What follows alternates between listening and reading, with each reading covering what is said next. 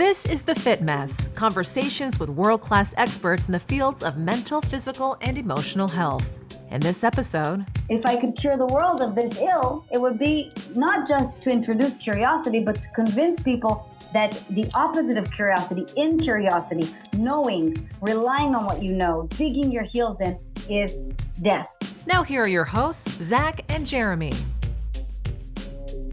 It doesn't matter if you believe in the law of attraction, but for the next 30 minutes or so, put aside your preconceptions, withhold your judgment, and maintain an open mind.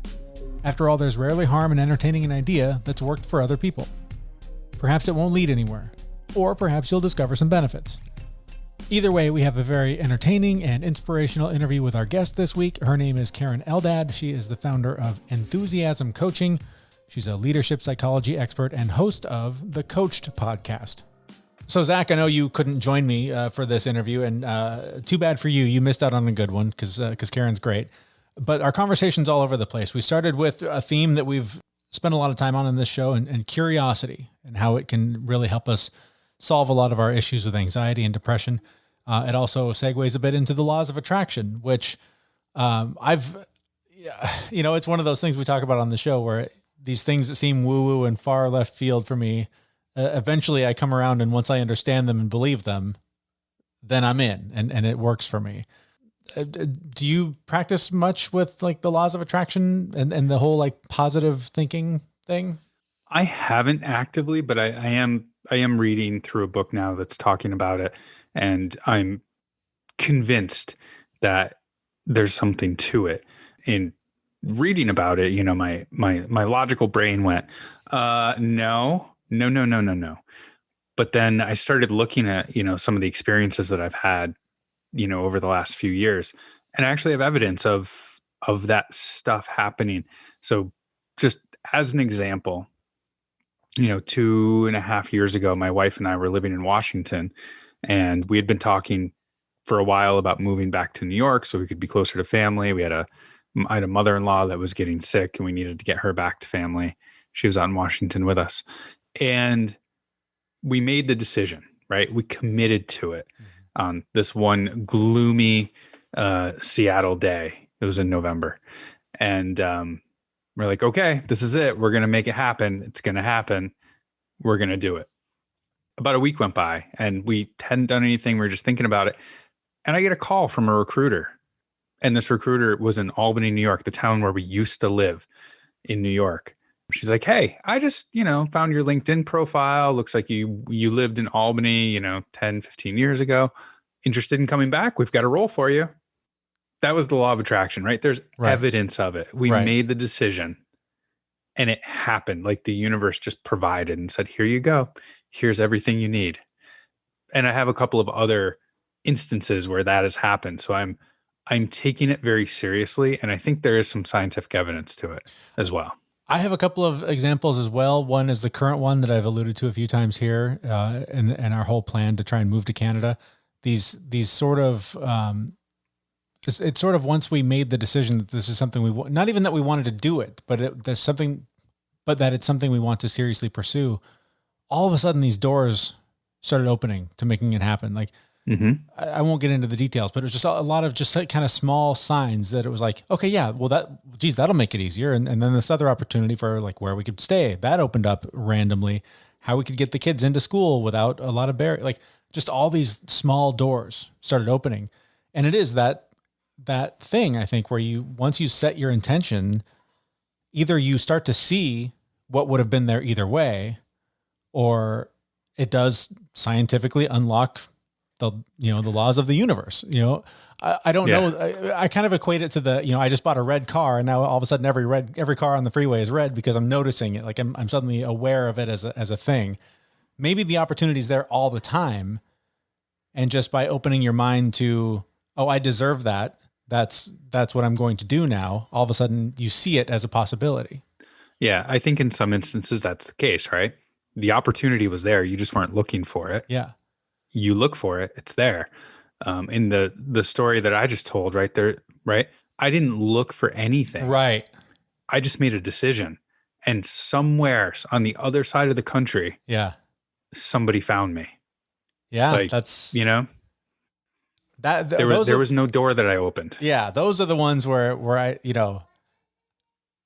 I want to be a believer. I see the evidence in your story, but I don't understand the science. Like I get transfer of energy and putting the thing into the universe, and I hear the words, but it's hard for me to grasp onto it and go, that's how I can apply that. Right. And sometimes believe you don't have to understand it, though. I know. Sometimes you just have to believe it. All right. Well, speaking of questioning what you know about anything, that seems like a perfect place to bring in our guest. Her name is Karen Eldad. She is the founder of With Enthusiasm Coaching. She's the host of the Coached podcast. And a familiar theme is where we begin this conversation, Zach, and it's talking about curiosity. First of all, Jeremy, thank you so much for having me. And I want to thank you especially for starting with the notion of being curious. If I could cure the world of one ill, and I really mean this, that's why I gave a TED Talk called You Don't Know What You Don't Know. It's the idea that you know anything. The idea that we know something. The idea that what we see is what we get. The idea that what is what we need to adhere to is the most limiting concept on the planet. It really entrenches you, and it makes you the victim of a slave to confirmation bias, which is the primal bias by which we are always seeking a confirmation of that which we already know, or that with which we are already familiar. So it's the antithesis of growth, innovation, learning, love, happiness. So if I could cure the world of this ill, it would be not just to introduce curiosity, but to convince people that the opposite of curiosity, in curiosity, knowing, relying on what you know, digging your heels in, is death. That seems really opposite to what our culture tells us to do, though. Go out, be an expert, tell the world everything you know. Like every argument that you see online, every talking head on network news is, I know this to be true, and that's why X, Y, Z. How do we shift that culturally so that we can make it okay to be curious and accept that maybe we don't know everything? By understanding that there's nothing wrong with the knowledge that you possess. You just want to be a little bit more of a scientist about it. The scientist's approach is, I know this right now, but I could be wrong. And this is the set of facts that we're working with at the moment, but we can always change, evolve, adapt, and open or expand. That's it. The stance is not completely reverse or unearth everything that you know. It's just be open to the possibility that you might be wrong, and be open to the possibility that you might learn something around here, and be open to the possibility that maybe things aren't as awesome as you think they are, and they could improve. You mentioned in your TED Talk that you reinvented yourself at 40. Was getting curious a part of that? It was 99% of that transformation. At 40, at almost 40, to be fair, I realized that pretty much everything I'd been doing was so entrenched, was so know-it-all-ish, was so I've got this. I didn't let anybody help me or tell me anything different. I just did things a certain way and by the book and assumed that I was therefore doing it right. And when I really reached that place of vulnerability, which is to admit that I don't know everything and that I could use some help around here, and that it wouldn't kill me to be a little bit curious and ask for answers that might serve me, because whatever I'm basing my worldview on right now is not helping. Everything changed. My whole life changed. As a matter of fact, I think in that sense, it's very similar to Brene Brown's story. Her TED Talk, of course, one of the top 5 of all time in terms of views about vulnerability. She gave that talk at 46, and she spoke openly about her own come to Jesus, her own realization through the research that she herself had conducted, that obviously she wasn't getting a bunch of stuff right. This book sits on my desk, Dare to Lead. It's one of her latest, and it's a masterpiece. It's a real masterpiece because of the admission that, you know what, maybe I can learn something around here. I love that you bring up Brene Brown, because that was the connection that I made in listening to you talking about that sort of that need as you transitioned to hold on to stability, to hold on to the job that would just keep you afloat until the next thing. And I just kept thinking, this is daring greatly. This is the thing where you got to just make the leap and see where you land and trust that your process is going to lead you in the right way. Talk about that sort of that path. And I guess your connection to Brene Brown, it seems like she's an inspiration it's for funny. you. She's a huge inspiration for me, but I didn't discover her until years of practice. And I think it was because I just wasn't ready to hear her message, right? Like we go through stages. I think like you've got level one, the impact theory guys, like the alphas, like Tony Robbins. Then you're ready to graduate to more Brene stuff. And then finally you're going to get to the woo-woo stuff. I guarantee it. The spiritual realm of Louise Hay and Esther Hicks is only a hop and a skip away. But in essence, what happened to me was that real realization that I may as well take a leap because I don't have anything else to lose. And I got really lucky, Jeremy. In my personal story, I lost everything. I got divorced. I lost my job. I was 36 years old and sleeping on friends' couches, which I think is not even a cool thing when you're 26 years old. And I had done everything right. I got married to the tall guy. I had the Ivy League degree. Like you would think that none of this would ever happen to me, but it did. And in that sense, I thought, well, what the hell is going to happen? I mean, I have nothing left to lose. So I might as well actually go for something I really do want to do. I might as well believe that maybe it will work out for me, that maybe I do have a shot. 15% of businesses do succeed after all. And I took a shot and it paid off with dividends. And that's why I tell everybody to do that too.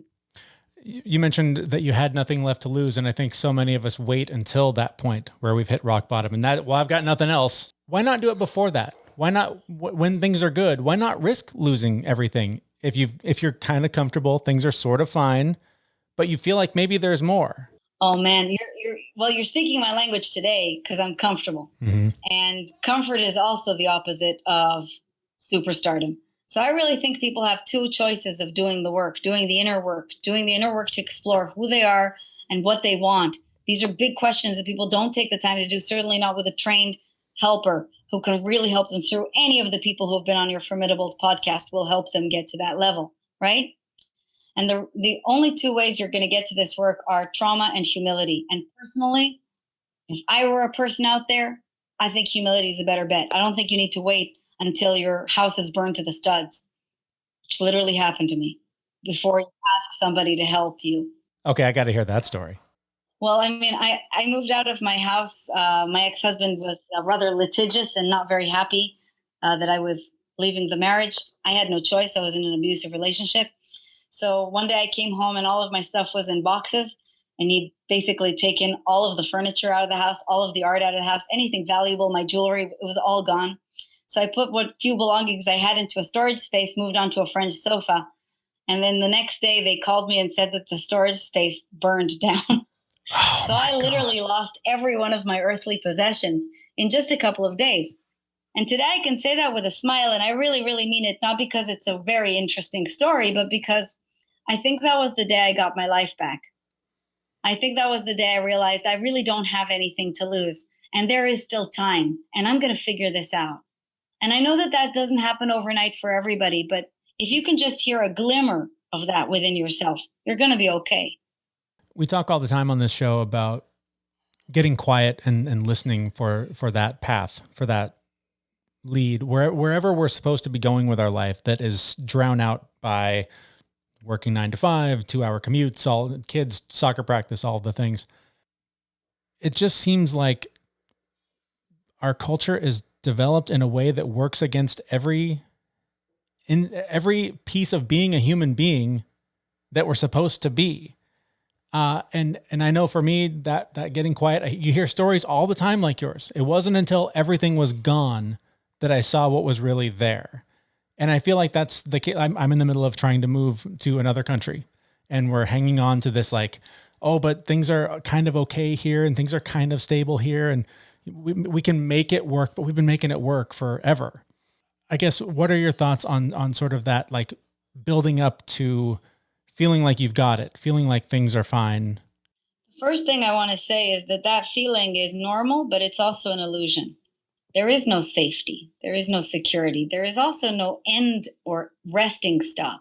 I've lived in 14 different countries, Jeremy, and your moving is going to be really fun, really exciting, and will last as long as it'll last.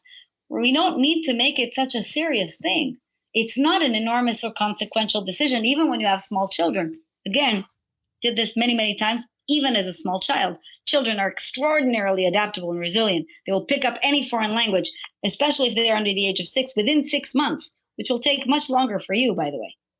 Well, it's Canada, so it's not that foreign of a So language. you're going to be just fine unless you do the morale, of course. Right. The second thing about that I think is really interesting and of note, aside from certainty is illusory, is we actually don't need to wait for the collapse to stop the noise. The practice that changed my life, and I know you've talked about this a lot, is meditation. Yep.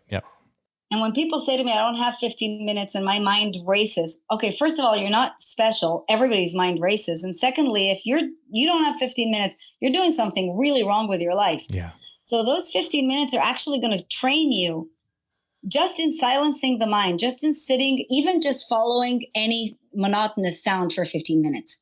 Anything that will drain out and just push away thought will teach you that you are in control and that nothing else is real. All the thought patterns that are imposed upon us run all the time. You've got to make that appointment. You're late. This is nonsense. It's absolute nonsense. No one's waiting for you, and no one will die if you don't show up. So everything's okay. And you can train yourself into doing that by really giving yourself the joy of meditation.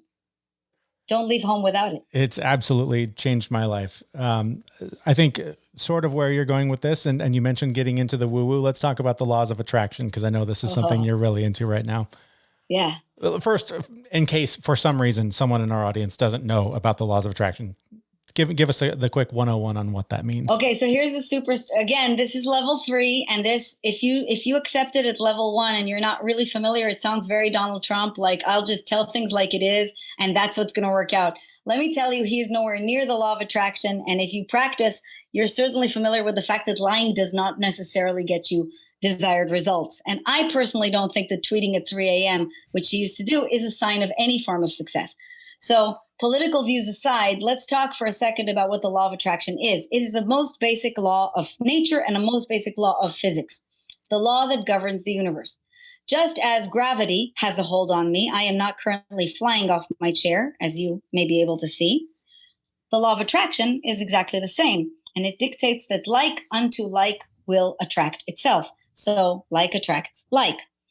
If you accept that we are all entirely composed of energy, and we know this because we are well past Newtonian physics at this point, and that everything, I am composed of tiny little particles known as atoms, Jeremy is too, and the only reason we're communicating in real time, even though we're in different cities by some magic, is because of the translation of those tiny little particles through frequency that forms waves, and then again, by law of attraction, the frequency that is like it attracts the frequency and carries me over to wherever you are and is delivering me to the listener's ear at this time.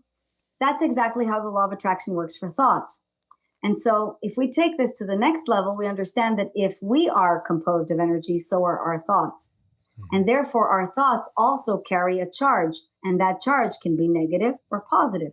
A charge that is negative, negative thoughts, toxic thoughts, shame, regret, resentment, will usually cause negative or attract negative events, negative finite creations, people dropping coffee on you in the airport, things of that nature. That is a silly example just to illustrate. Higher charge thoughts, open-mindedness, optimism, excitement, eagerness, even hope, or just calm will attract more favorable conditions. And again, this is pretty easy to prove with science itself. That's the entire field of positive psychology is dedicated to this. But I like the law of attraction because of its simplicity. It's broken down into steps for anybody who is a follower of the work of Abraham Hicks or even the work of Napoleon Hill, which is very old-timey. And it works, man. It really works. And what I love about it the most is it helps you to isolate the quality of your thoughts. And that's what meditation is about too, right? Mm-hmm. The law of attraction has helped me not only to understand what I think about, but how I'm thinking about it. For example, if I'm thinking about money, I can think about the lack of money, the fear of losing money, the finite pile, or I can think about my ability to create money and my excitement about money and things I like to use it for and want to bless the world with. They're very different stances about exactly the same thing. And that's really how I use this. I'm sure I'm not the first person to ask you about this, but there's a very famous Dave Chappelle bit about The Secret and, basically the laws of attraction. And he's talking about the starving kid in Africa, hasn't eaten in 5 days. And he's sort of laughing at the idea of, oh, positive thinking is going to feed this kid who hasn't eaten in 5 days. No. That's not how it works. No, that's not how it works. And I swear to God, if that is how it worked, then I would feed every single starving child in Africa. And what it does instead is it accepts that the law of attraction accepts that we are all of our own agency. We are all creating our own reality. And by some token of their own circumstances and wherever they are repeating patterns that are around them and enforcing patterns that are around them. This is not a particularly bad thing, because if you accept that, then you can also accept that through agency, many can rise above that and start to change that reality. The greater the asking, the greater the favor that will be given. So with time, these situations will ameliorate or rectify. To be very honest with you, I have no proof for that. And I don't really spend a lot of time thinking about it. And the reason for that is I don't think that it's very useful for me, or that I've come here to solve the world's problems. I've come here to feel better. And by feeling better, to be able to bless others with my ability, which is much bigger than it would be if I were in a detrimental or limited state. I, by the way, also think that Dave Chappelle, because I'm a huge fan and big follower, has come a very long way from those days and has maybe modified his beliefs a little bit more. He's by no means a libertarian. He's much more of a progressive. And most of us believe that a rising tide will lift all boats. Right. And that's essentially the premise that we're operating with, which is the more you are able to accept your own worthiness and to create more for yourself, the more you will be able to create for others. It's not me versus that. Right. I think it's the idea, though, I think is one that is common when people hear this idea of, oh, if I just wish for something, I mean, it's not a genie in a lamp, right? No, it's not. And that's actually a very important point that you're bringing up, Jeremy. This is why I say it's anti-Trumpism. It's not Trumpism. And for those listening, I happen to be a progressive, so I'm sorry if those political views are not perfectly aligned. I hope that they'll see beyond, if so, the political stance. The secret was missing a key ingredient, which is you have to actually believe what you're saying. You have to really believe in favor. You have to be aligned with your desire. You can't just say and take. Mm-hmm. If you're believing that the world has finite resources and that me having more means somebody else having less, and that's the only way we play the game, which is a zero-sum game, you're rather destructive and competitive in your energy. That's the opposite of the law of attraction. Mm-hmm. The law of attraction and the fundamental law of attraction is there is only attraction. There is no assertion. So me taking from others absolutely doesn't force into the equation. Me working very hard doesn't really work into the equation. Instead, what is missing is I believe that I deserve. I believe that it is out there. I will line up with it. I will find a way. I will figure it out. And if I can, other people can too. That's it. And this is another point that comes up whenever we talk about this, is the importance of action beyond just the want and the positive thinking. Talk about how important it is to actually take action toward the thing that you want, rather than wanting it and sitting on the couch and waiting for it to fly in the window. Well, you know something, Jeremy, I really want to believe that it will one day fly through the window. I'm a huge fan also of Yuval Noah Harari, who thinks that we will even hack death in this lifetime. By the way, when he was asked, do you want to hack death? He said, no, I don't need the anxiety. But for other people, I thought that was hilarious. But for the rest of us who, I really do want to believe that, but I think that I exist in a world in which I still understand that to desire something and just hope for it is a wish, and to desire and match it with inspired, meaning excited, happy, eager, enthusiastic energy and action will make it come about. What you don't want to do is marry it with, I got to do this action. That sucks. That's finite. And that's really asking to be a better slave. That's not asking for freedom. You talk a lot on your podcast. You answer a lot of questions from people, all sorts of political, money, success, relationships, love, all the stuff. Is or are there common themes under all of it that you can point back to? Almost everyone's problem, almost everyone's lost purpose is this. Yes, there are 4 themes. The first is love. The second is health. The third is money in all its configurations, including career. It's about status. It's about money. And the fourth is happiness. If you ask what my preference is, it's the happiness. I think there's nothing really we care about at all other than that. And I understand that if you're starving, you really wish for a cracker, and that's okay. But once you are past that point and you have Wi-Fi and you have water, you can ask for happiness. And I think that that's what we came here for. They're the hardest questions. They're the hardest questions to answer. But I'm personally obsessed with it and have dedicated my life to it. And I'm assuming a lot of that advice comes back to the things we've talked about here, just in terms of setting goals on the things you want and meditating and making space for yourself to explore and get curious. Absolutely. And really being able to focus in the direction you want. That's what meditation is about, again. And that's also what seeing all the circumstances of the world that do not please you, such as people starving, is about. I live in the great city of Austin, Texas. I love it here so much. And we have a serious homeless problem. I can't tell you how physically painful it is. But I don't make a concerted effort not to drive there. I make a concerted effort to get involved and to try to help in whatever way I can. This will already ameliorate my feeling. That's what we need to do. Rather than think and see suffering and agree to it as suffering, roll up your sleeves and try to do something about it. And then let's have a conversation. That's a different approach to life. It's very important stuff. Any closing thoughts you want to leave us with here before we wrap things up? I offer, I don't know if you know this, Jeremy, but I'm also, I've been a suicide counselor for a very long time. And I always offer the same words in closing. Be easy on yourself. You're doing better than you think. And there's nothing serious going on around here. And for whoever needed to listen to that message today, I think that's the nicest message I can give. That's a powerful one. Where do we learn more about you and find out more about you? Well, I really appreciate it. You can learn more about me and my business on @CoachKaren on Instagram. Karen is spelled with 2 E's, so not like the memes, even though I do love cats. And on KarenEldad.com, and of course on the Coached podcast, which you so generously mentioned today.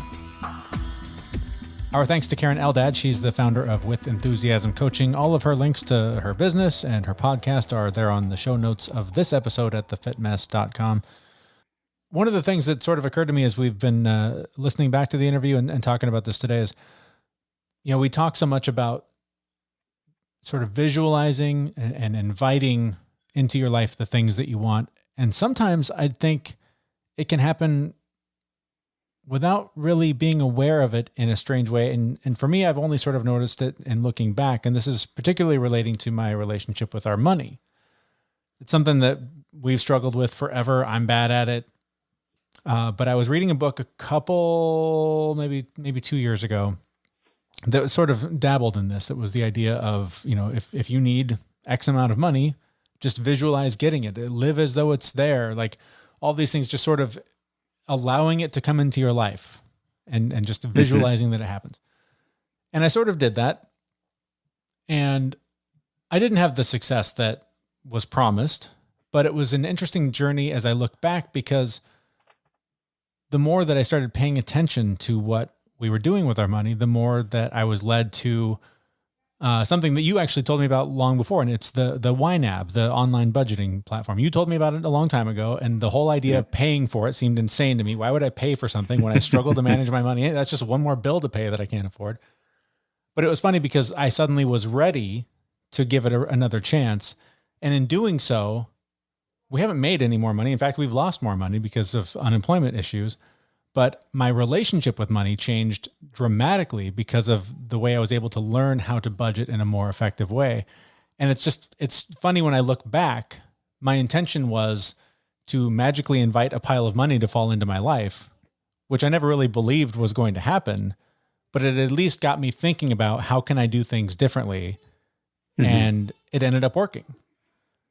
So while it's not as mystical as your magical job offer from across the country, I think there are times in our life that maybe even without thinking about it, we end up in a situation that's better because of the earlier steps we took that were sort of unrelated to where you ended up.